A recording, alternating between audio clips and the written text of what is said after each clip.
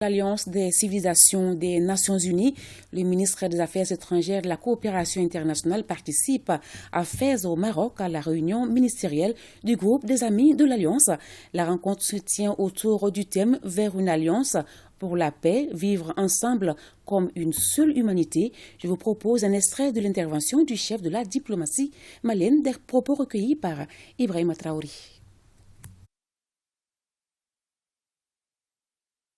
Ce forum prend ainsi tout son sens dans un contexte général marqué, hélas, par des conflits,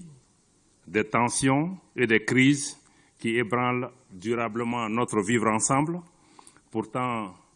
vivre ensemble forgé dans des traditions séculaires de dialogue,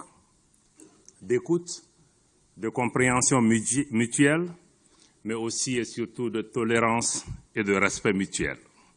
La récurrence des crises et leur persistance dans le temps, en dépit des efforts mis à les résoudre,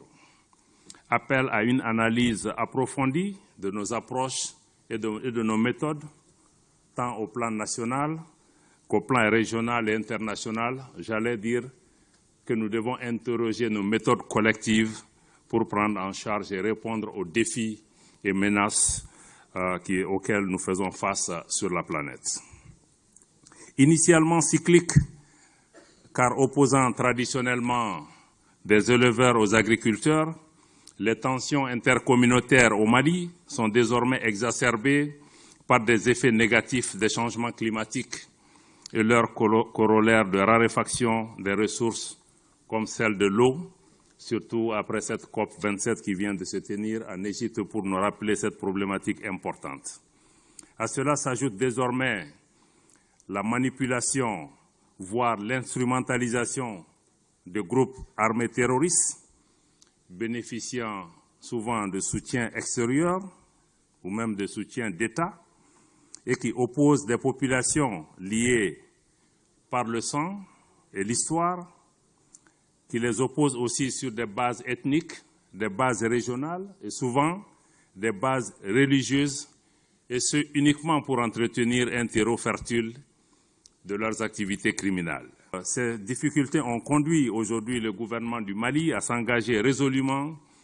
pour le retour aux valeurs fondamentales qui ont constitué le socle de notre société, j'allais dire de notre histoire et de notre culture.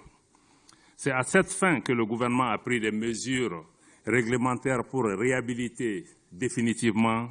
les légitimités traditionnelles, coutumières et religieuses. Prenant toute sa part dans la résolution des conflits communs, les autorités de mon pays, sous le leadership de son Excellence le colonel Assimi Goïta, président de la transition et chef de l'État, donc nos autorités se sont engagées dans la voie de l'appropriation nationale du processus de résolution de crise, conformément à la vision et aux principes édictés par le chef de l'État, qui tournent essentiellement autour du respect de la souveraineté nationale et de sa prise en compte dans la gestion des défis auxquels nous sommes confrontés. Le sommet mondial sur l'éducation préscolaire et la protection de la petite enfance